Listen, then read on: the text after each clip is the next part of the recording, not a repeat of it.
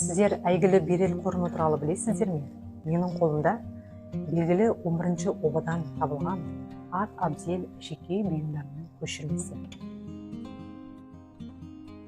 Берел қорымы Бұқтырма өзенінің оңтүстік жағалауында Берел ауылынан оңтүстік батыстан 7-8 километр жерде орналасқан.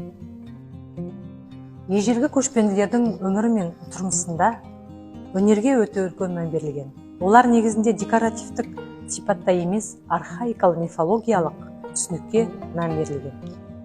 Ат әбзелдерінде кездесетін образдарға жергілікті фауналық өкілдері бұғы, бұлан, құстар, таутекелер, арқарлар және мысық тұқымдас жыртқыштары бейнеленген.